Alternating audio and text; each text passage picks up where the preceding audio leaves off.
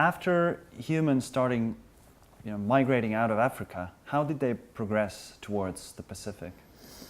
Well, this is, of course, one of the questions that we're really interested in trying to kind of unravel or uncover through the Geographic Project.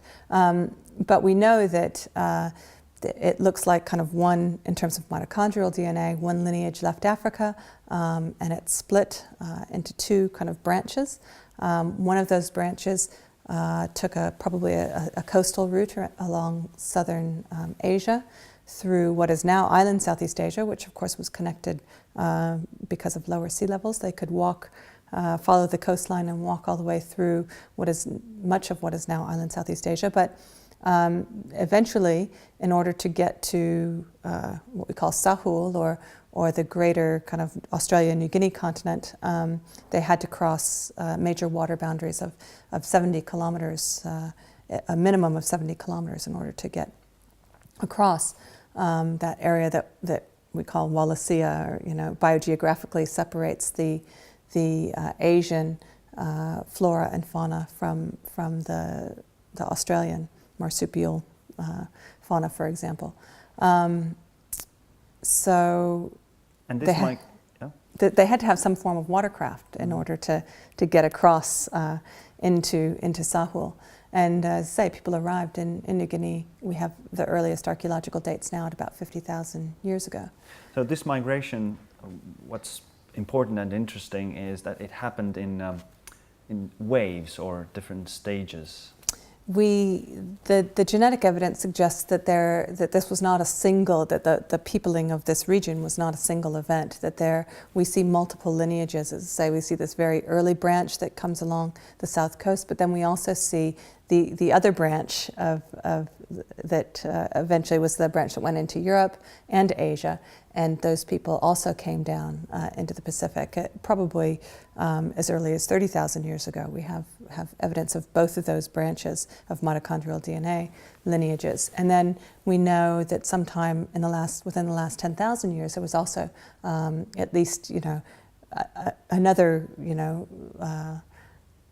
movement of peoples. And we don't know how many that was or whether it was waves, but there are lineages that arrived in the Pacific region certainly within the last 10,000 years, and that's where some of the debates come in. Was it 4,000 years ago, or was it 8,000 years ago? And unfortunately, given the molecular clock calculations, the error range is kind of within the timing and the questions that we're actually interested in, and so it's very difficult to pin it down to something more specific. But the more DNA data that we get and the more populations that we sample and so forth, we can hopefully begin to narrow down that timing a bit and start to understand. Of course, once new people move into an area, interactions with the people who are already there inevitably happen. Populations don't remain distinct and over long periods of time. So that's really kind of the most interesting question for me, is teasing out how those populations interacted and then moved on as kind of a mixture of peoples who ultimately kind of develop a distinctive culture and language that allows us to identify them as today Polynesians, for example. And so it's understanding the complexities of that history that I think is particularly interesting. Tell us about Lapita people. Well, the Lapita people is a culture that's really identified archaeologically. We see a major change in the archaeological record in the Pacific that begins in the Bismarck Archipelago. It first appears in the Bismarck Archipelago as we kind of define it at about 3,500 years ago, 3,350 years ago, something in that time frame.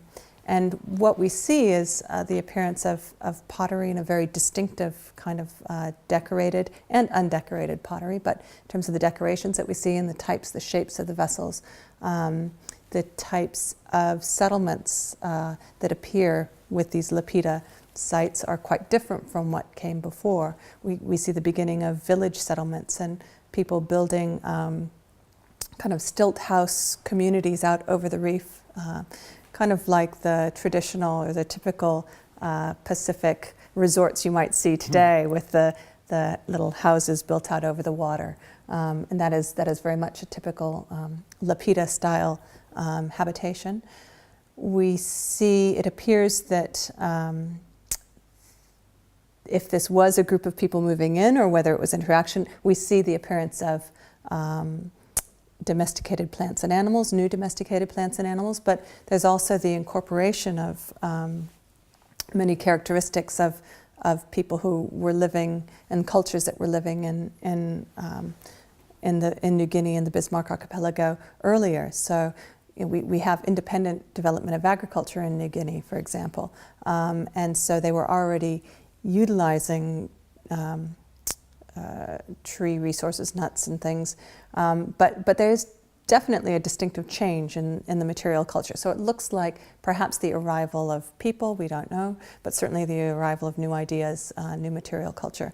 And very rapidly, we see these sites appear in the Bismarck Archipelago and then moving beyond this area that we refer to as near Oceania, this area that had been settled for tens of thousands of years, moving out into, for example, the Southeast Solomon Islands, Vanuatu, New Caledonia, all the way as far as Fiji, Samoa, and Tonga, within a few hundred years. So these people break the boundary between near and remote Oceania and are the first people to actually settle these islands of remote Oceania. So Lapita were excellent, amazing sailors. It appears that there was, yes, a significant difference in the navigational skills and the voyaging skills of the Lapita peoples because they were able to get out into these islands that are much more isolated by distance. When you're sailing within near Oceania, for the most part, the islands are intervisible. They're very high islands and the distances are not so great between them. So if you're sailing, before you lose sight of the island that you came from, you see the next island. And that really defines near Oceania. When you move beyond that into remote Oceania, you actually have to sail out of sight of land for significant periods of time. And so we don't know whether it was a technological thing or it was a psychological barrier, perhaps, but we know that people got as far as the Solomon Islands by 30,000 years ago and they stopped. And it wasn't until Lapita times and these Lapita cultures that people moved beyond that near Oceania and out into remote Oceania.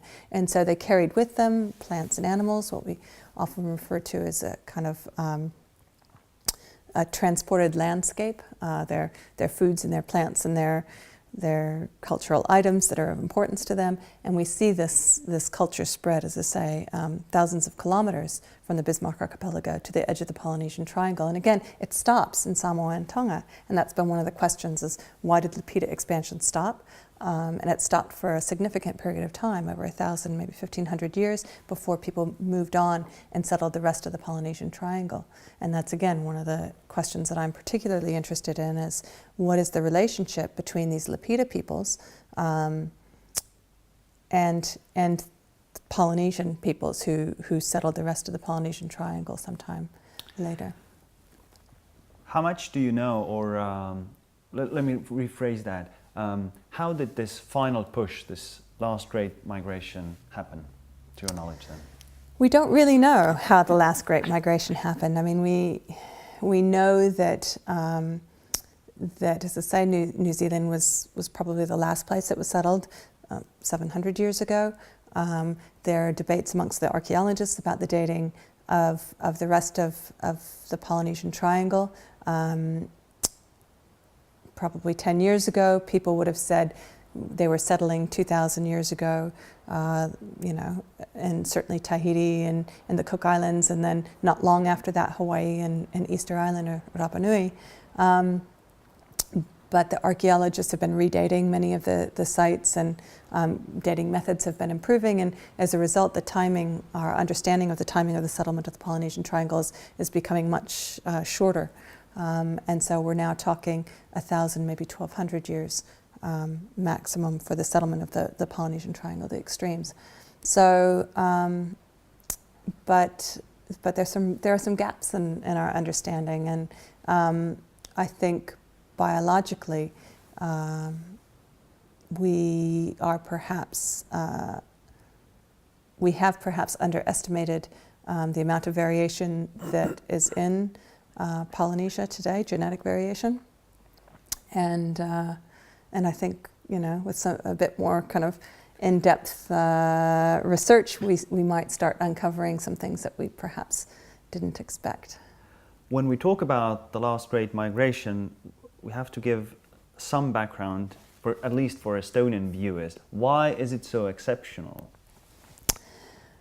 When you think about the distances that Pacific voyagers covered, and their ability to navigate just from natural, from the stars and from signs, natural signs in the environment, and the speed at which they actually explored and settled the Pacific, it's a pretty amazing feat.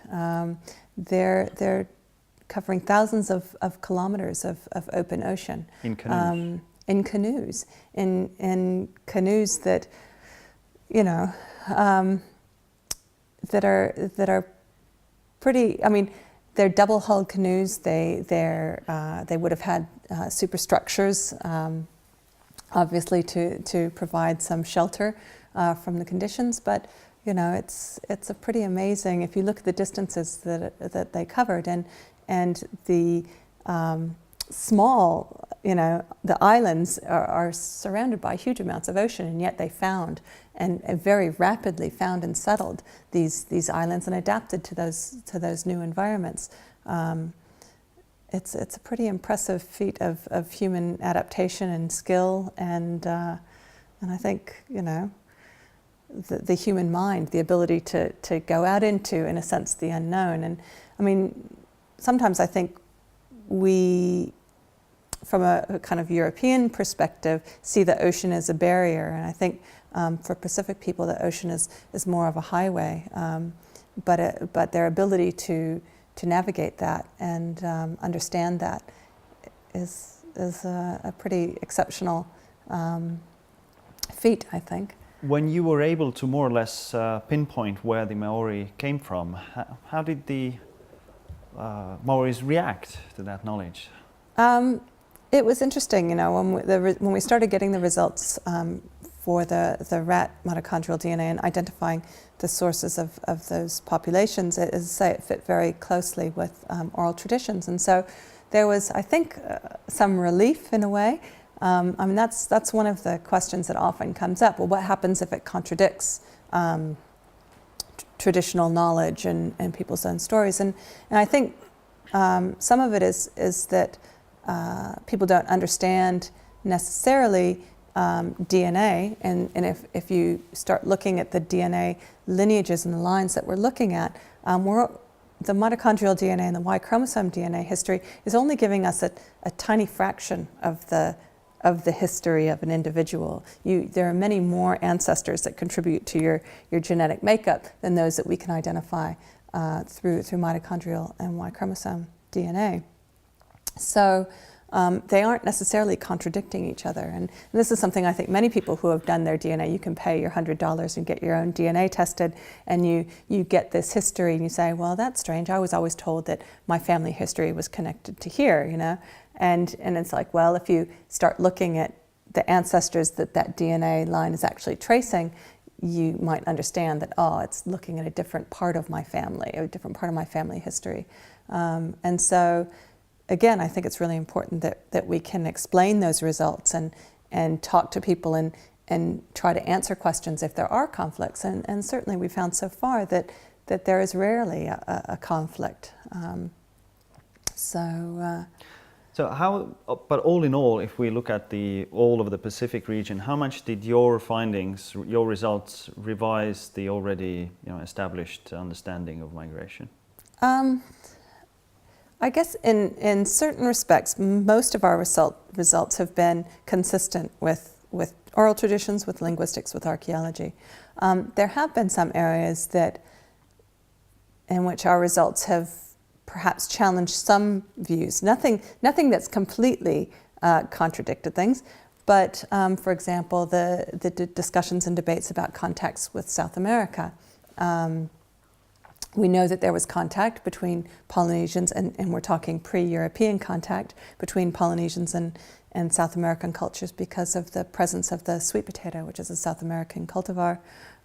In Polynesia, it was a very important staple throughout much of the Pacific, and people were growing it before Europeans arrived in the Pacific. So not only did we have the plant itself, but more importantly, in terms of contact, we had the South American name, or a Polynesian version of the South American name. Kumara is the sweet potato, for example, in Maori and in many Polynesian languages, and that comes from kumar, which was the Quechuan word for the sweet potato.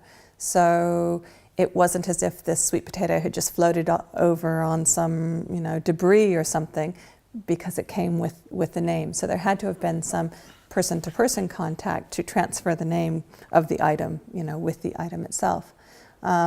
So we've always known that there was contact, but who made that contact? Of course, was it South Americans coming over on balsa wood rafts, as Heyerdahl suggested, or was it that continuation of the Polynesian push across the Pacific? Well, let's go more into detail with this. Polynesian chicken is the phrase most often associated with you. How did that discovery come about initially? That prehistoric people or pre-Columbian people had contact with Polynesians? Well, after we did the rat DNA study, we started looking at some of the other animals that Pacific peoples transported, and they also carried pigs and dogs and chickens with them. And so we were looking at archaeological remains, and with the pigs and the dogs and the chickens, unlike the rat, they're the same species of the pigs and dogs and chickens that Europeans brought with them. So they have mixed subsequently with European introduced lines. And so most of the pigs and dogs and chickens that you see today in the Pacific are actually, in terms of their DNA, European derived animals. So we had to look at the archaeological remains and do the ancient DNA analysis of pigs and dogs and chickens if we were going to understand the history and reconstruct the history. So I had a PhD student who was working on chicken DNA in the Pacific, and I was going to a conference in Chile. It was a Easter Island conference that we have every few years.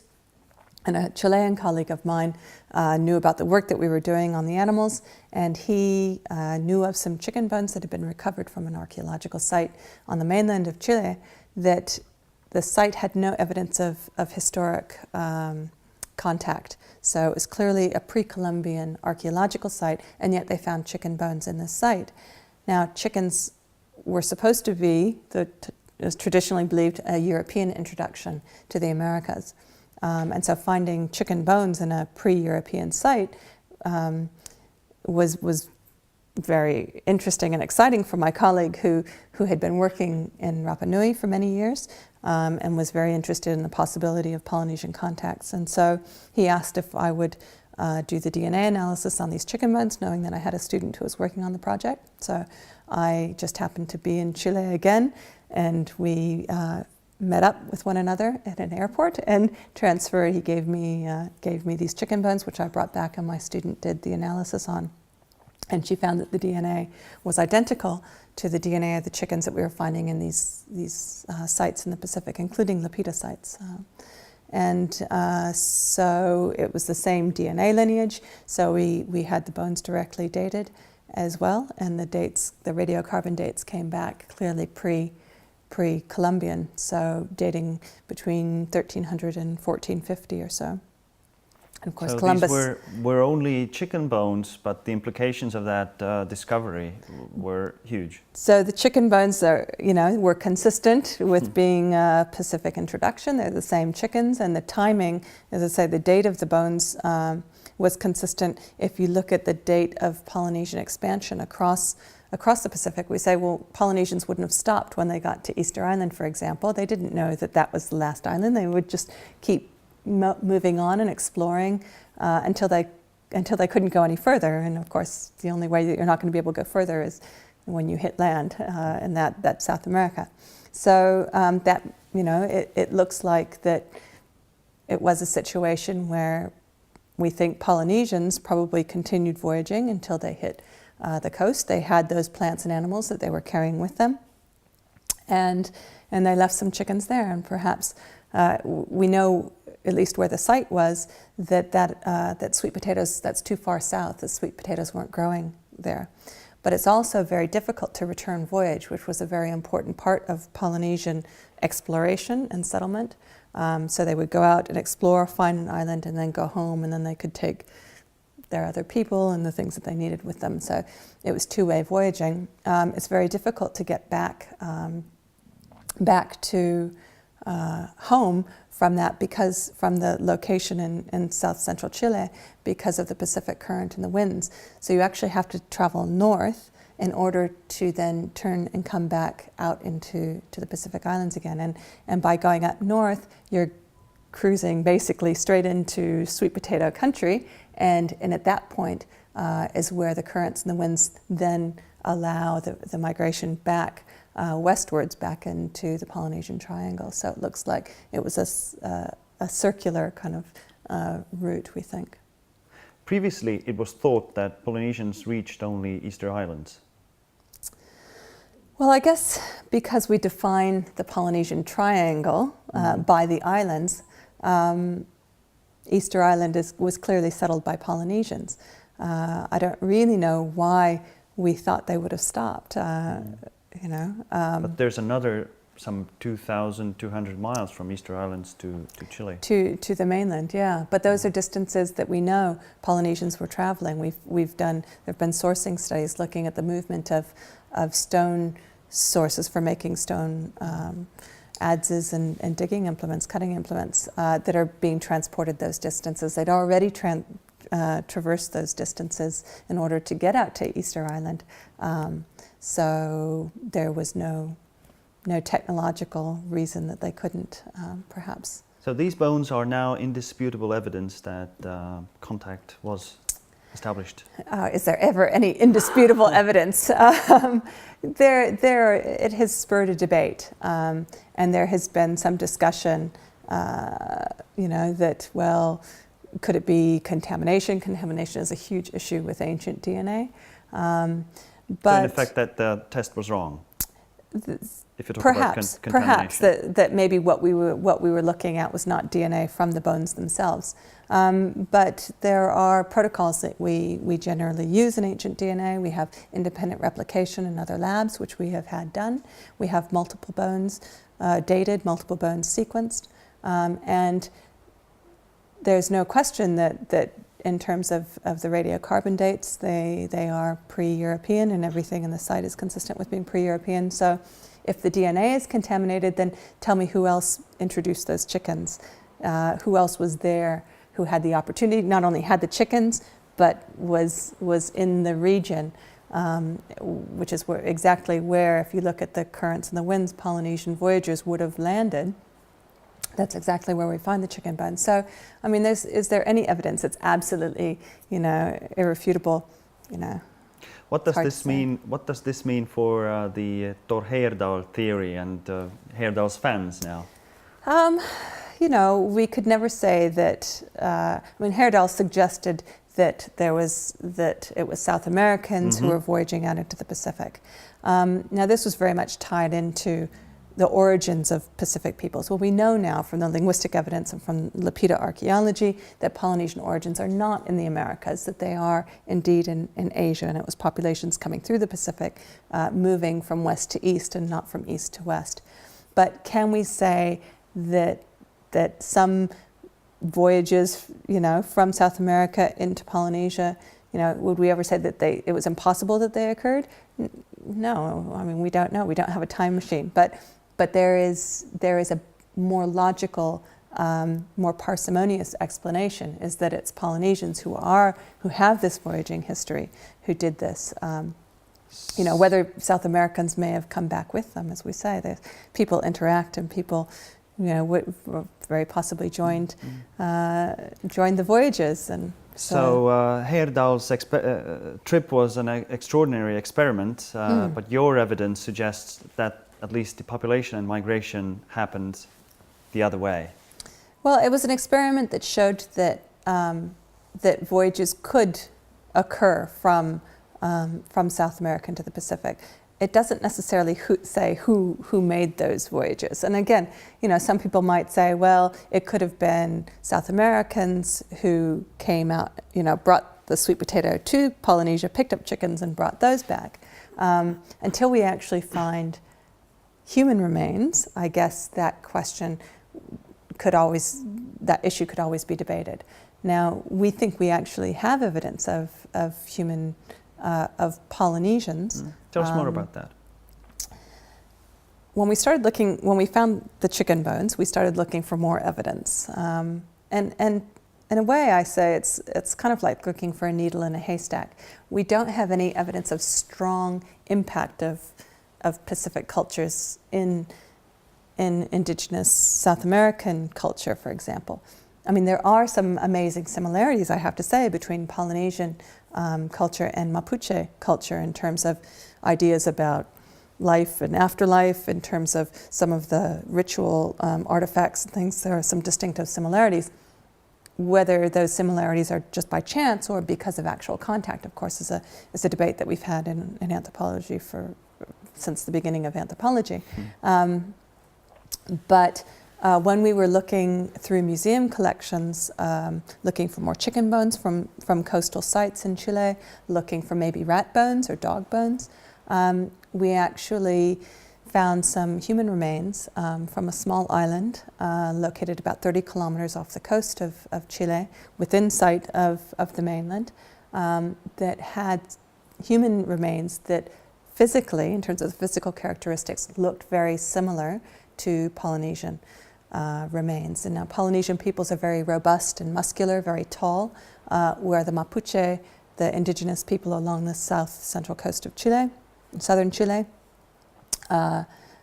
look quite different physically. They don't have the same tall stature. I mean, if you look at the rugby players of the All Blacks, that's a typical Polynesian body form, which is very different from Mapuche body form. And the skeletal remains that we found that had been recovered by archaeologists working on the island, but also just by locals, material comes out during storms and things, and it ended up in the museum. Physically looked very Polynesian. So we've been negotiating with the museum and with the Ministry of Culture, and we decided to undertake our own excavations on this island, which we did last year, and we are now doing DNA analysis on some of these skeletal remains that we recovered in our excavations. But that's not complete yet. Not yet complete, no. And to see whether we actually have any Polynesian DNA. And, if we think about what kind of contact that might have been, traditionally in Polynesian culture, the voyagers and the navigators were men, and they would go out and discover an island, and then they might come back and bring the women and things later when they actually settled. So it's possible that it was just men making contact, men who were trading and exploring, who made that contact, in which case, in terms of the mitochondrial DNA, we wouldn't see any evidence of that because the mitochondrial DNA is only passed down through the female line. So we have to be able to look at Y chromosome variation. And again, the new technology and the new developments in ancient DNA analysis, in the past we used to only really be able to look at mitochondrial DNA variation. It was difficult, much more difficult to get nuclear DNA or Y chromosome markers out of ancient samples. But with the new technology, we're now developing the methods to be able to look at the Y chromosome from the ancient remains as well. So we can see if Polynesian men actually made contact, and that might explain the physical characteristics that we see in these skeletal remains. This discovery attracted quite a lot of attention in the press. There were reports, saying that Columbus didn't discover Americas and so forth. How did you feel?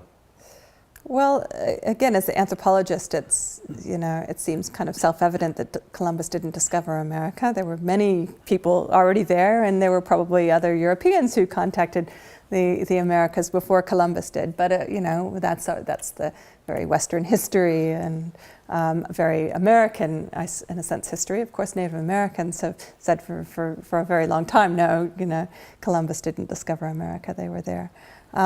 So in a way, it was kind of funny, but also disturbing that this was such a shock to people and that they would interpret it in this way. It has received, I suppose, in the Pacific and amongst Pacific prehistorians, everybody kind of said, oh, well, yes. And again, in Hawaiian and Maori cultures, there are oral traditions, for example, of contact with people who lived out, out there. And so they said, well, of course, we've known that there was contact for forever. So it wasn't so shocking, I guess, to those of us who work in the Pacific and to Pacific peoples. But, it seemed to cause quite a stir in the Americas. But anyhow, you're chasing this lead now.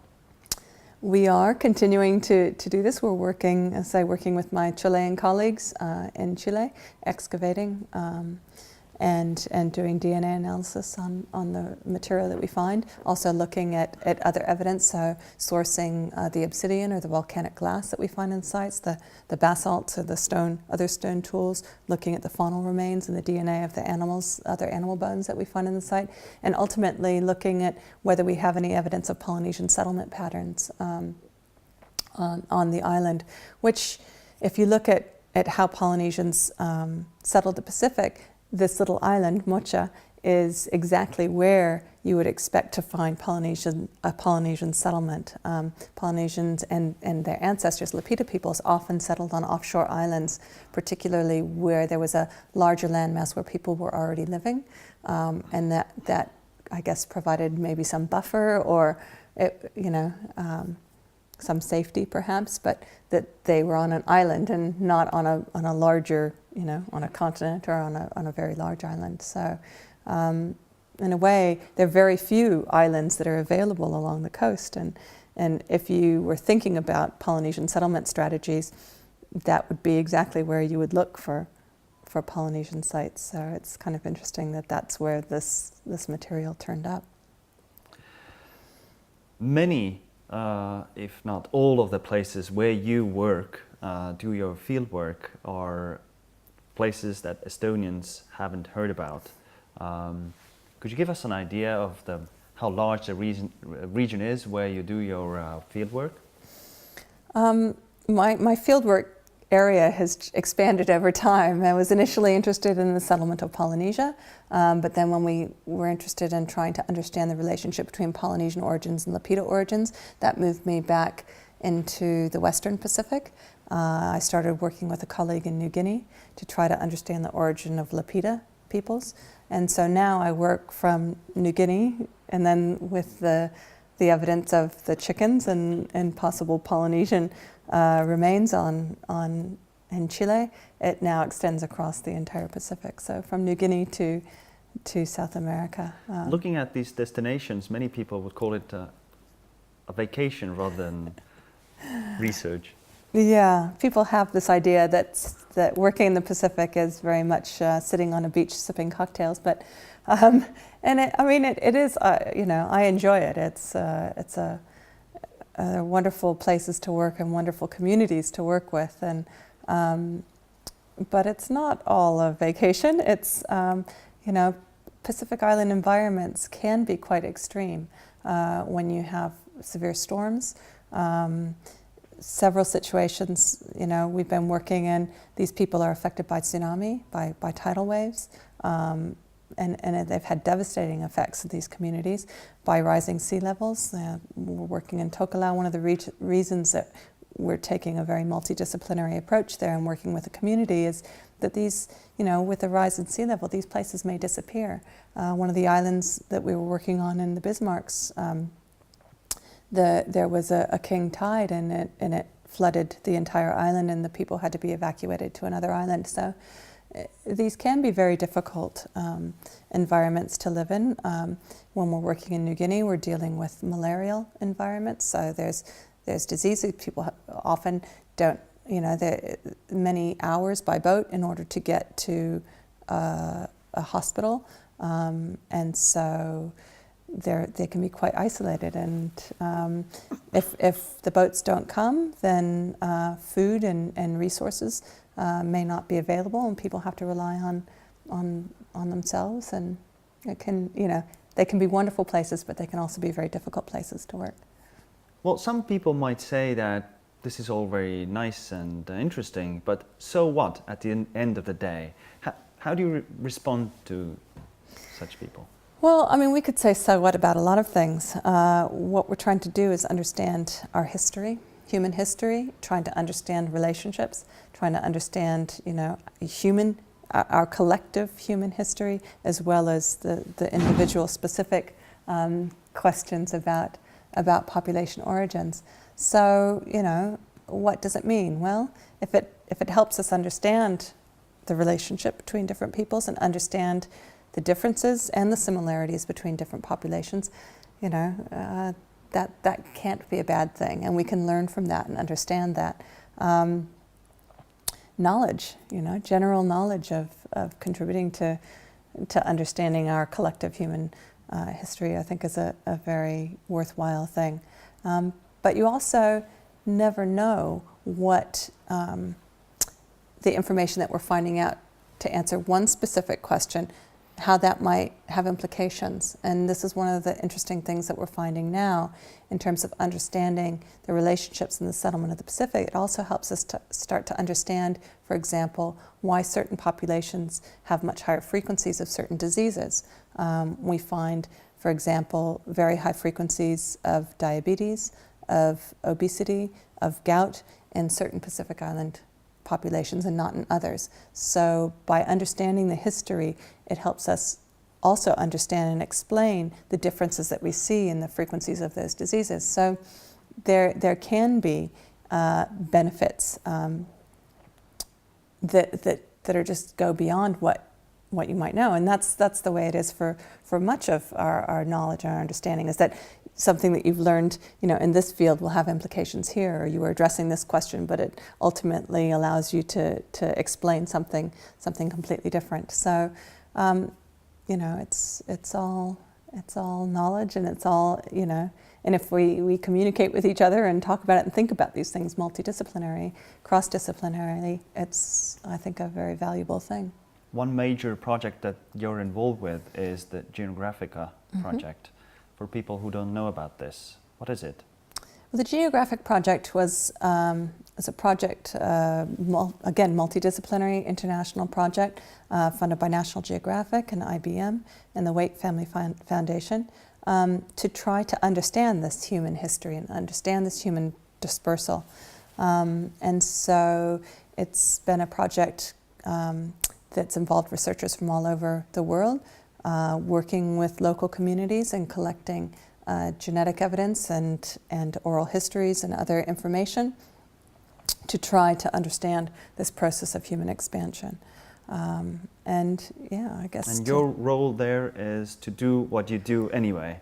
My role was to do what I do anyway. Again, it was interesting timing in that I'd been working across the Pacific trying to address these questions and using the animal studies, and just at about the time that people started saying, well, what about looking at our DNA? I was approached by the Geographic Project to help kind of organize collection around the Pacific or Oceania region.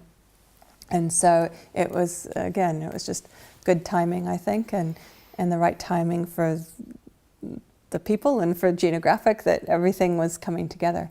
And so, I've been part of the Geographic Project now for 3.5 years. What will be the end result of that project? The project actually officially ends this year. So there have been numerous publications already about various questions in human history, and we're having our final meeting at the end of this year.